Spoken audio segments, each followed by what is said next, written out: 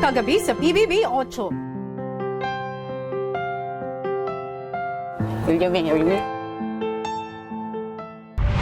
Ngayong gabi, isang magandang balita ang matatanggap ni Mitch. May nais akong ibalita sa iyo. Ay, Ang kasal ay magaganap dito sa loob ng bahay ko. At para maisakatuparan ng dream wedding, isang 8K tower ang kailangang patayuin ng housemates. Mother Earth. If it falls, we all swim. Ituloy na natin ang kwentuhan dito lang sa PBB 8. Noong linggo ay hinarap na ng housemates ang kanilang first nomination night. Pinangalanan na nga ang unang set of nominees na si Abby, Joaquim at ang 2-in-1 housemates na sina Mark at Ape. At matapos ang nominasyon, paano nga kaya naapektuhan ang mga nominado?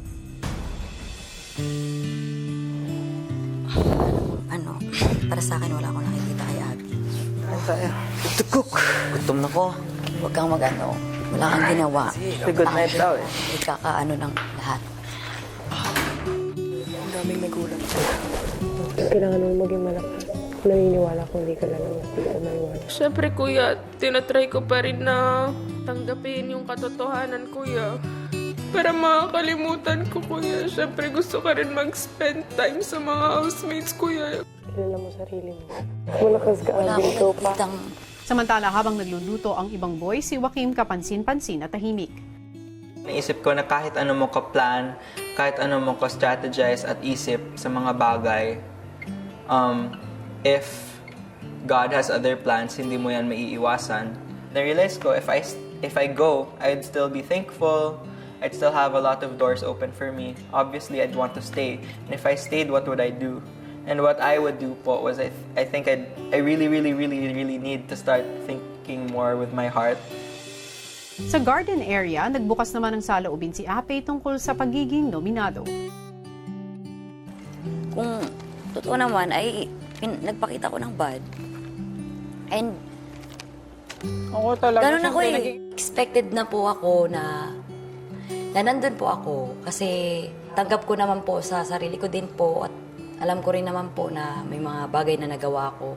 Medyo may lungkot din po. Masyado kasi akong ambisyosa. Masyado kasi akong mangarap na mag-isa lang. Yan ka eh, di ba? Ganito ako eh. Ito yung pangarap ko nung una pa eh. Na bata pa lang ako eh. Tataguyod ako lang mag-isa. Wala eh. Ganun talaga ako. Gusto ko talaga. Makasarili ako masyado eh. About sa amin ni Kuya, parang hirap pa po. Hindi ko pa naman alam Kuya eh. Yung sa puso ko Kuya, parang gusto pang unti-untiin pero parang may ganun Kuya na untiin ko tapos biglang bibitaw, parang ganun po Kuya. Alam kong nakaka-apekto po yung gantong ugali ko po. Hindi ko naman po maano yung sarili ko Kuya. Bakit ganito po? Bakit di ko kaya? Pero tuloy pa rin ako Kuya. Sabay na lang sa agos Kuya kung anong mangyayari. Gusto kong matutunang wag maging matigas ng ulo, parang ganun Kuya. Baka kaya ko namang hilot-hilutin na Kuya paunti-unti. Sayang tong pagkakataon na to. Kung ayaw niyang magbago, wala tayong magagawa eh. But I did my best. God will not scorn me anymore. Sakit to. Hinawakan yung kamay. Ganina, ganun. Parang ayaw. Tapos ginanin ko.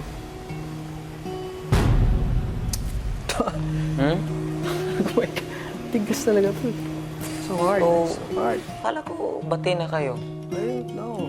Sinasabi niya ngayon, di daw siya dating ganun, ganyan. I don't believe.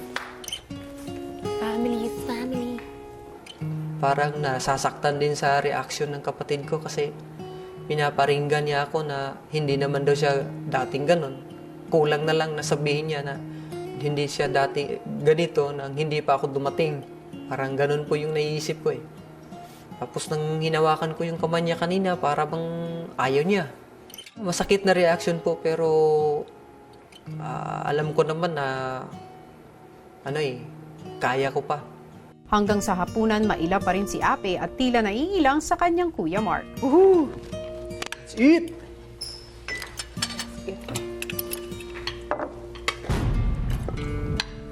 maapektuhan siya kuya. Maapektuhan kaming dalawa, parang ganun po.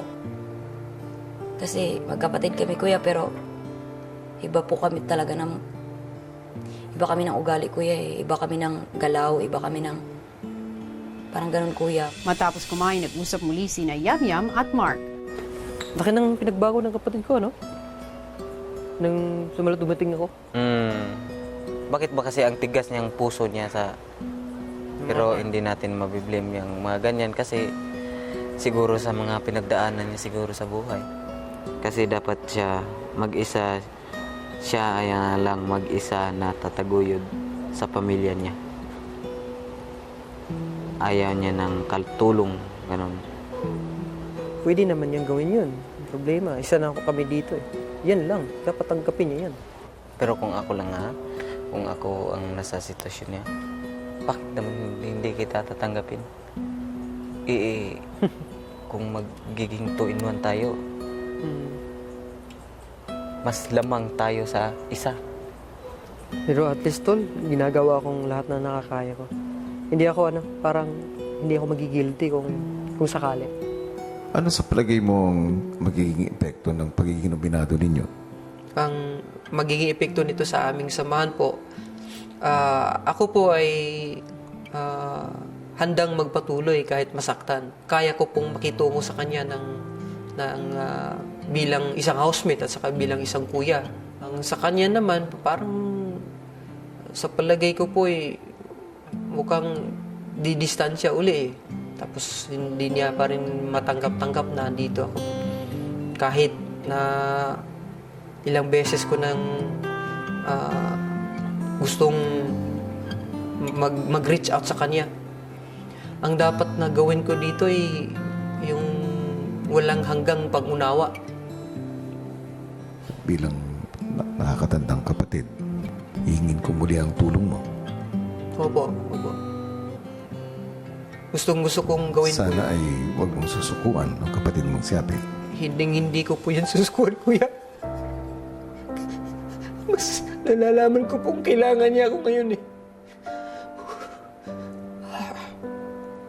Hindi po ako susuko, kuya. Ngayon at higit kailanman, mas kailangan niya ang kuya niya. Opo. Di rin ako tumitigil sa pag-asa na hawak kamay kayong haharap ni Ape sa laban na ito. Inaasam kong makita ang araw na yun. Kay ganda pong mangyari yun sa buhay namin. Gagawin ko po din po yung parte ko. Lahat ng makakaya ko, ibubuga ko po. Dahil sa mga nakaraang kaganapan, minabuti ni Kuya na ipakausap si Ape kay Doc Randy at hanggang ngayon ay dumadaan ito sa counseling sessions. At para mas maintindihan ang kanyang housemate, minabuti rin ni Kuya na hingi ng opinyon ni Doc Randy tungkol kay Ape.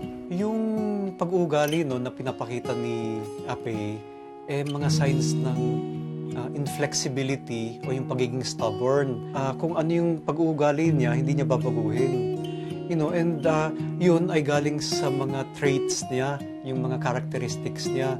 Sa psychology, yung pagkakaroon ng borderline traits, yun yung pag-iisip ng black and white thinking. Ang ibig sabihin niyan, either ganito lang or ganyan. And in between, hindi niya ma-accept yung ganun. So, sa kanya, either mag-isa lang siya at hindi pwedeng may kasama o kapartner dahil wala sa pag-iisip niya yon. Maraming reasons para ma-develop yung mga pag-uugaling ganun kay Ape. Unang-una, syempre, titignan natin yung mga experiences niya nung pagkabata. Naka-experience siya ng verbal, emotional abuse. So, this will need many counseling sessions later on para maintindihan niya na ang pag-uugali niya ay resulta dahil sa matinding pangangailangan niya nung bata siya. Itong mga taong may mga personality disorders, sila yung mga strong characters o yung medyo kapansin-pansin. Sana hindi natin nusgaan si Ape dahil si Ape may pinanggalingan na mahirap during the past, especially nung childhood niya. So kung ano man siya, hindi naman niya kagustuhan. produkto lang siya, resulta lang siya ng mga past experiences rin niya. Hindi madali ang pinagdaanan ni Ape. Madali ang manghusga, ngunit mas kailangan ang pangunawa.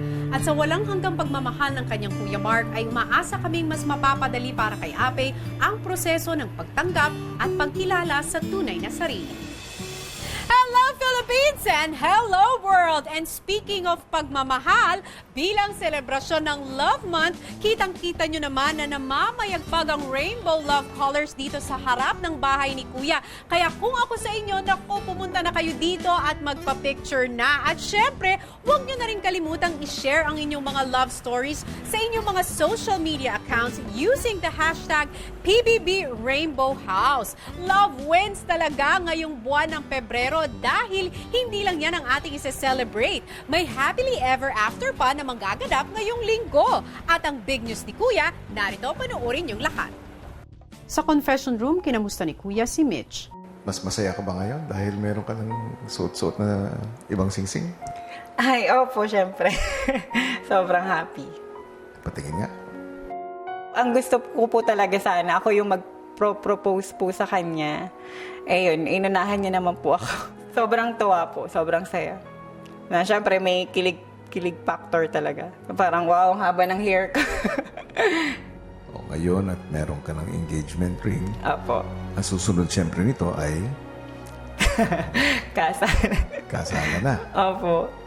Oras na para mag-isip at magplano. Opo. Alam mo ba kung bakit? Bakit po?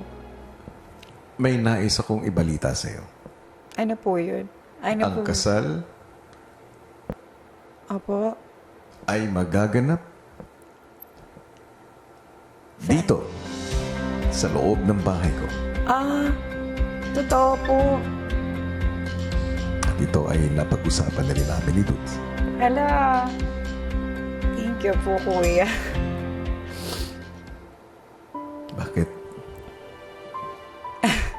Wala lang po, na-surprise lang po ako.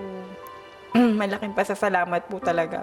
Kasi nga po, kaya po hindi talaga natutuloy-tuloy yung kasal namin. Kasi nga po, yun, nag-iipon pa po talaga kami ng budget po para po sa kasal namin. Kaakibat ng magandang balitang ito ay Opo. may isang hamon. Kung nais mo ay mas magarbong kasalan ang maganap, Opo. ikaw ay haharap sa hamon o task na Apo. kapag napagtagumpayan mo, ay maaaring makadagdag para sa budget mo. Thank you, Kuya. Meron akong gustong ibigay sa inyong task. At ito ay may kinalaman sa magaganap na kasal ni Mitch. At nasa sa inyong mga kamay, kayo mga housemates, kung magkakaroon ng upgrade.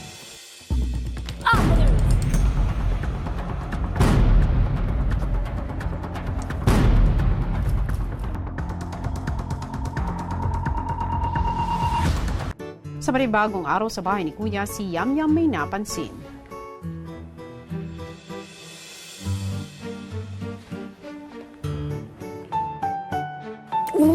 Para sa kasal ni ate. Sa wedding mo.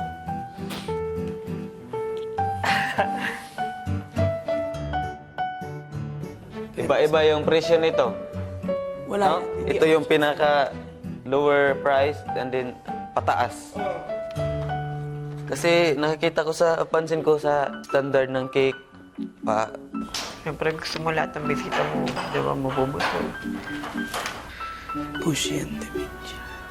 Matapos makita ang iba't ibang wedding packages, ang housemates na excite naman sa usapang kasalan. Bakla maganda dito. Tapos lalakad ka dyan sa swimming pool, oh. Tapos malalaglag ka.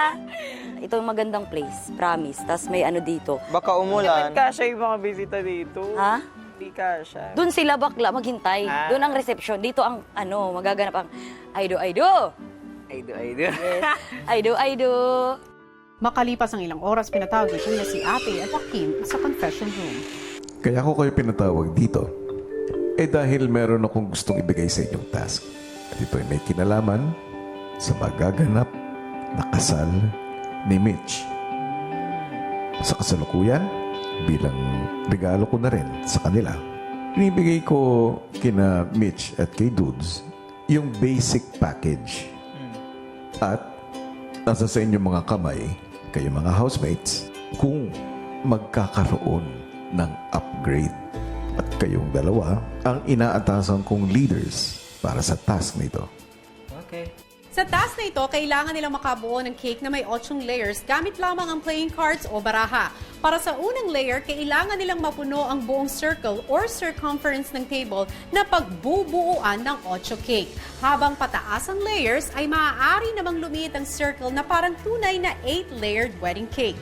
Kapag nabuo na ang 8 layers, kailangan nilang mapatong ang cake topper para matapos ang task. May karampatang wedding package upgrade din ang bawat layer na mabubuo nila. Kapag nabuo nila ang 3 layers, ay maa-upgrade na sa standard ang package. Kapag naman nakabuo ng 6 layers, ay maa-upgrade na sa deluxe. 8 layers naman ang kailangan para sa premium package. At ang task na ito ay magsisilbi ring budget task para sa linggong ito. Bibigyan ko lamang kayo ng 2 araw para gawin ito. Hindi ko kayo bibigyan ng hudyat para matulog o para magising. Kayo ang magdedetermina kung kailan ninyo gagawin ang task na ito. Good luck, housemates! Paglabas ng confession room, agad binahagi ng leaders na sina Api at Joaquim ang kanilang task. So, kami ni Ape ngayon yung task leaders. At it's our choice if we don't sleep or whatever. Kasi 2 nights naman siya. Really? So we have no bedtime or... We have no bedtime or morning wake-up call. Right. Gawin natin to para kay Ate Mitch. I almost said Luke. Gawin natin to Form para 8 kay Ate Mitch. circles. Did you understand? Matapos maibahagi ang task sa ibang housemates, si Joaquim pinagnilay-nilayan muna ang kanyang leadership style.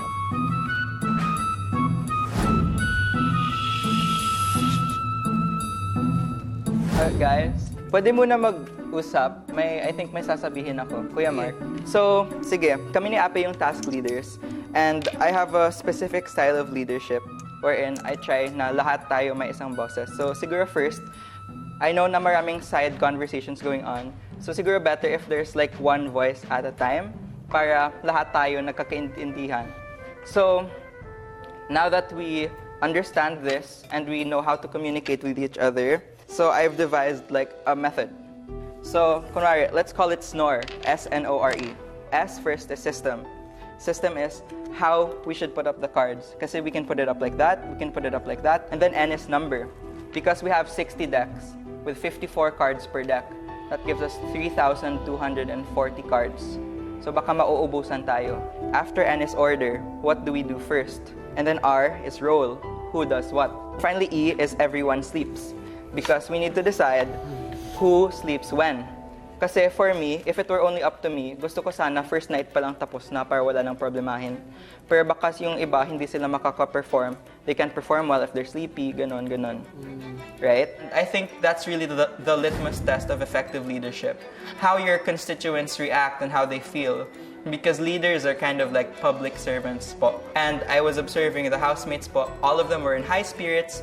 Everyone was in agreement that we all worked together.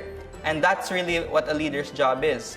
Bago simula ng pagbuo ng cake tower, ang housemates nagkanya-kanya munang strategy sa pagbuo. 2 araw lang tayo, guys. Kaya yan?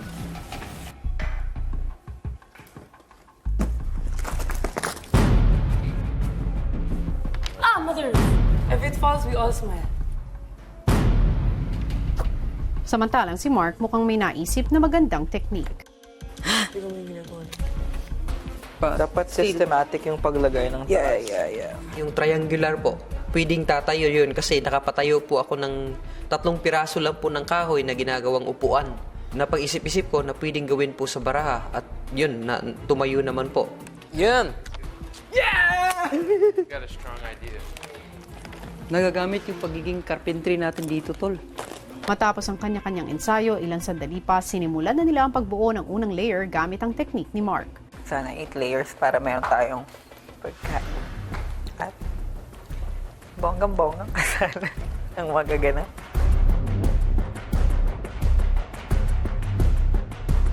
I realize this is going to be a really tall cake because this is 3. It's here. It's going to be 6 around here. Yeah, because that's lengthwise. We need taller people to do the top, diba? Yeah. My contributions was mainly brainstorming and giving ideas. Whenever I thought that something looked dangerous to touch.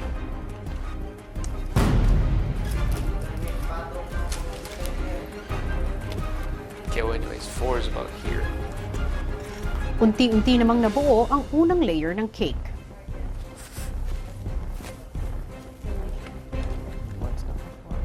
Kuya Mark taught me how to put the card on the table. And then I practiced Kuya Mark's strategy. Yeah, it's a lot better. Sides is coming. I know, it looks so good, guys. Great job. Hanggang sa nabuo na nila ang first layer. Yun! Around 1,000 cards. First layer. It's like $1. Let's rest for 5 minutes. Okay. Yes po. Kuya Mark, do you feel comfortable na ikaw gumawa ng center of each one? Alright. Kung madaling nabuo ang unang layer, sa pangalawang layer naman ay nahirapan sila sa pagtatayo ng card. It's really hard, like getting it.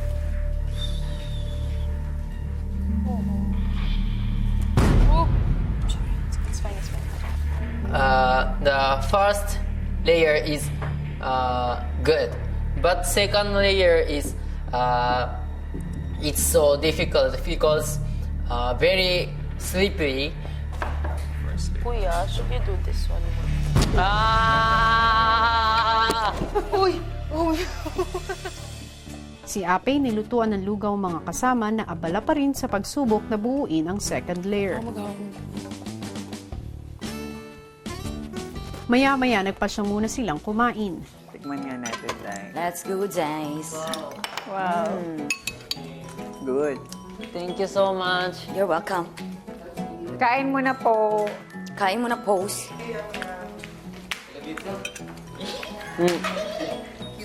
Ginger. Ginger? Very good. It's my first time to. Yeah. Meron pa? I want to. Kainin. Pero kung tulog siya. Dahil lumalalim na ang gabi, matapos kumain, ang iba nagpasya na munang matulog. Are you gonna stay up? No naman. Like 15 minutes pa siguro.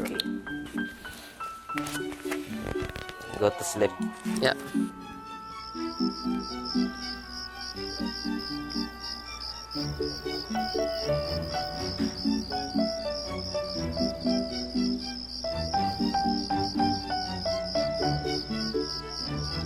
Habang himbing na sa pagtulog ang mga kasama, si Joaquim abala pa rin.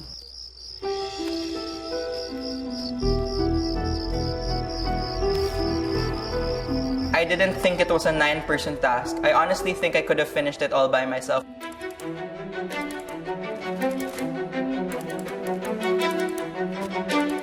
My goal was, by the time everyone woke up, I would have had already the second layer to show them an inkling, a semblance, an iota, a modicum of progress. Unti-unti na sanang nabubuo ni Joaquim ang second layer hanggang sa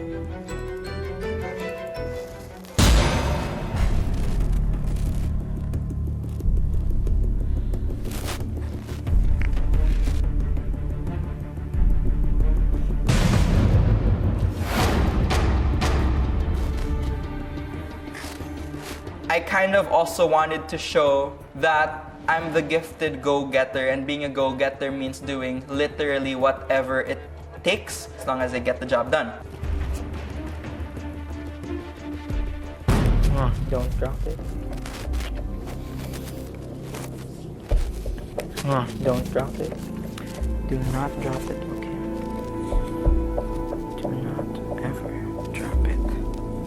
I'm not particularly athletic. I'm not particularly good-looking. I'm not that talented, I guess. Having grown up with geniuses, people who are much greater than I am, it's helped me po being a go-getter. I told you not to drop it, okay? I told you not to drop it. Nung bata po ako, I was diagnosed with attention deficit hyperactivity disorder. I've had problems concentrating and focusing and staying in place. As a result, I found it hard to perform well in school. Being raised by a family of achievers, it just didn't sit well with me, not being good enough po. So, being analytical and critical was my way of going past those hurdles.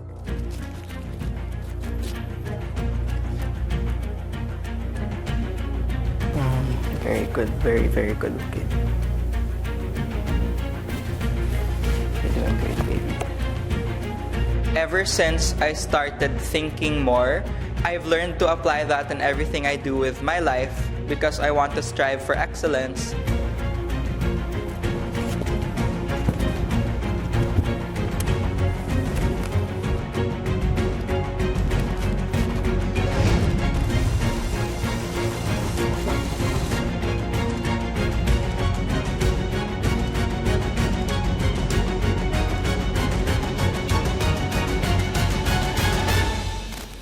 Wow, perfect.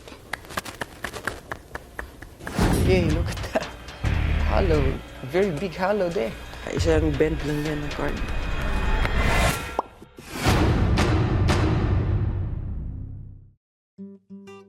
Ilang sandali pa, nagising na si Lou.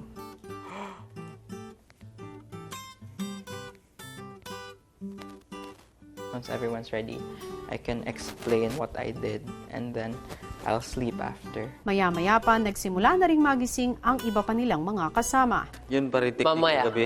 Thank you. Wow! Si Joaquim, tinipo na muna ang mga housemates. So, after like I explain na lang siguro, I'm gonna sleep and then when I wake, and then you guys can have a go, Kuya Mark. So, Archimedes principle, the pressure, which is force over area, is distributed. So, if you take a look at that, it's the same principle. And the best way to distribute weight is through a hexagon with 6 sides. So, I just tried to do it quick and make it fall into place. Kahit na hindi siya perfect, madidistribute din yung weight. So, yun yung naisip ko. Good job, though. Good job, man. Good job, Ben. Thank you, Akima. Get some rest now. Thank you. The rest na. Thank you, thank you. Nang tulog na si Joaquim, patuloy ang diskusyon ng iba sa gagawing diskarte. I feel like it's stable. It's stable? Yeah. Yeah, maybe we should continue it na lang. Let's see. Kawawa naman si Joaquim. Naglaglag yung first day.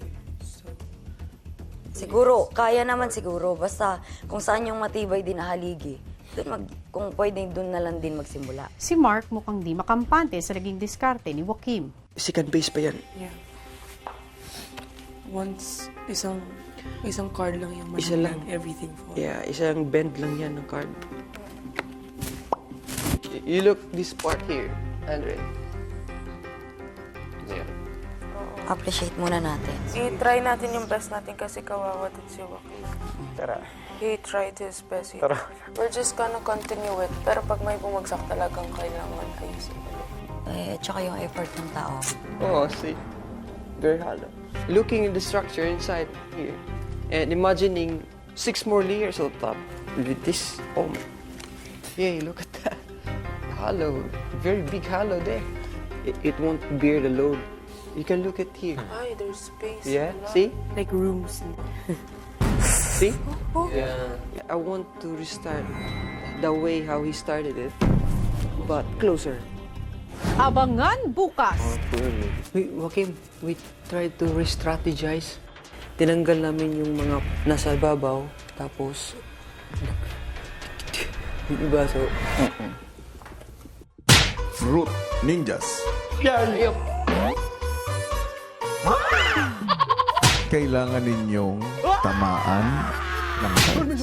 Kada isang card ay katumbas ng isang sheet ng paper towel.